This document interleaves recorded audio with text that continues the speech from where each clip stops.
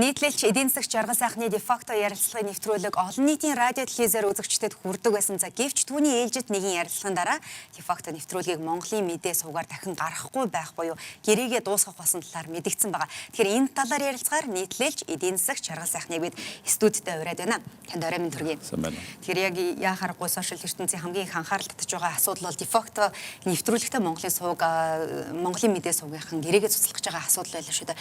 Ер нь бол таны хамгийн сүүлийн дугаарт үндсэн хуулийн цэцгийн дарга асан одоо амар санаа оролцсон байгаа. Тэгэхээр зочноос олж гэрээгээ цуцлах болсон гэж ойлгож болох уу?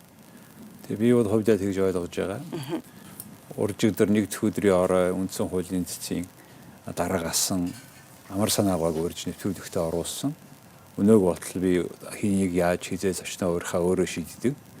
Тэгээд баясан.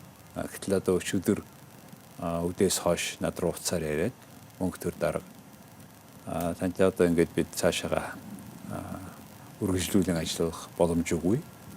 Сонгуул болж байгаа сонгуулийн дараа байж болох юм. Түүнээс өмнө бол одоо ингээд нэвтрүүлгийн бодлогын асуудал тэнцвэртэй мэдээлэл өгөх үүднээс. Тэгэхээр нөгөө би яг л тэнцвэртэй мэдээлэл өгөөд энэ хүнийг яриулсан.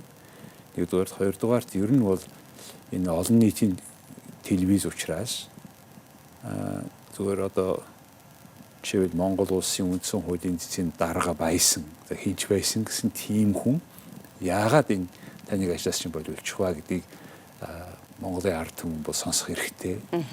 Боломжтой тийх ёстой гэж би ер нь бол энэ ардчлалын үнцнийг бид одоо эхнээс нь оролцсон хүний хувьд ингээ бодоход тийм гэж үздэг. Тэгэл болоогүй тэгээд одоо танд ажиллах боломжгүй. Ер нь та Твиттерт ингэж жиргсэн биш үү? Монголын мэдээ сувгийн дараа мөнх төр дээрээс дамжуулсныг уламжлалаа гэж одоо танд хэлсэн гэж Твиттерт жиргсэн мэт. Дээрээс одоо уламжилсныг нь танд хүргэлээ гэдэг нь одоо ямар утгатай юм болоо? Тий, ер нь яг албан ёсоор бол мөнх төр даргын дээр оюун дайр дарга байгаа. Оюун дайр даргын дээр Монгол улсын үндэсний зөвлөл байгаа. Үндэсний зөвлөл бол миний мэдхээр уржигдраас хойш хуралдаагүй, ойрдоо хуралдаагүй. Тэгээд тэд ингээ хуралдаа тэрийг үндэсний зөвлөл нь мань хүнд жаргал сайхныг болиул гэж хэлээгүй юм бол тэгвэл мань хүнийг сонсох хэмжээний аль нэг удирдлагаас улс төрийн хүчнээс хэлсэн гэж би ойлгож байгаа. Тэр яг би одоо тэр хин энэ гэдгийг би одоо тэр хүн хэлж мэдэхгүй. Тийм юм хэлсэн би тэр би энэ ч одоо ингэж болохгүй. Энэ бол бид эрхчлөөтэй эн чинь эрхчлөөгөө хэлэх гэж хүмүүс хэлэх үгүй үг хэлэх хэрэг хадгалах гэж бид чинь бүхнийг хийж байгаа шүү дээ гэсэн юм яриа болсон.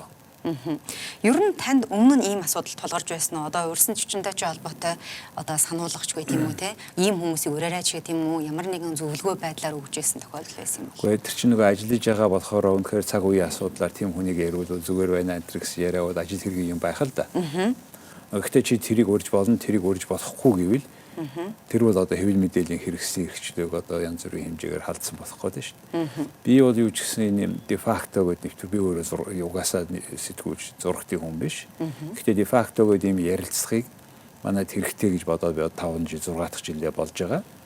Тэгээ энэ ярилцлагаар бол манай монголчуудад хэрэгтэй бид нарыг энэ үнцнийг баталгаажуулсан, ойлгуулсан, өөр ажил амьдрал дээр харуулсан тийм хүмүүсийг л өөрхийг оролддог. Тэгээд ер нь бол одоо сая бол жишээлбэл одоо хин амар санаагааг яриулсан.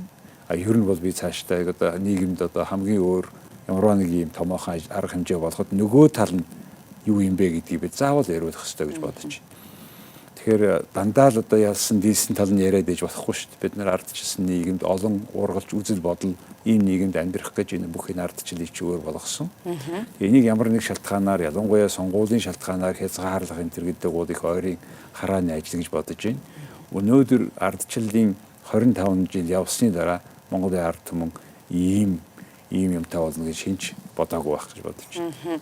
Ер нь бол үндсэн хуулийн зэс арилжааны банкуд одоо цаанаас гадна улсын хурал одоо эрх баригчдын шийдвэрт одоо эсрэг байр суурьтай хид хідэн шийдвэрүүдийг гаргасан байгаа шүү дээ. Тэгэхээр ер нь эрх баригчид одоо сонгуулийн замаа засаж байна гэж та харж болох уу? Одоо яг энэ одоо асуудлаас үүдээд харахад та энийг ерөнхийдөө ямар байдлаар харж байна? Тий.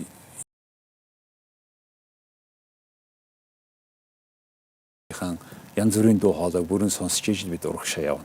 Тэрнээс аль нэг механикаар, техникээр хаагаад нэг хэсгийн сонсоогүй болно гэдэг бол нөгөө шоу гэдэг толгоогоо нөхрөө хийчээд өөрийгөө нуугдсан гэж боддог. Тим хэмжээний байдал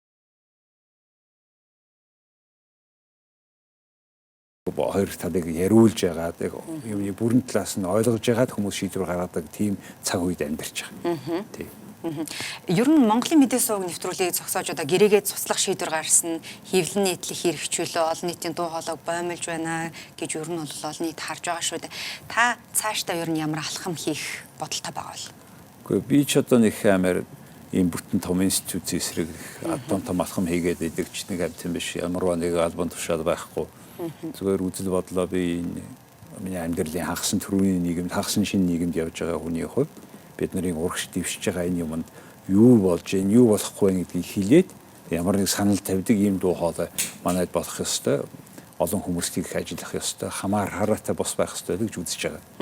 Тийм учраас босод надад өшөө үндэсний биш босод телевизүүд бол манай босод жижиг телевиз жижиг юм энэ санал болгосон асуудал байгаа надад одоо. Тэгэхээр эдгээр ажиллана гэж бодож байна. Нэгдүгээр, хоёрдугаар өнөөдөр 21-р зуун гарчаад байхад телевизч бай, сошиал медиа гэж маш хүчтэй хинч чадахгүй тийм ийм хэрэгсэл байгаа. Тэрүүгээрээ бид явна. Тэр бол Монголын ирээдүйн.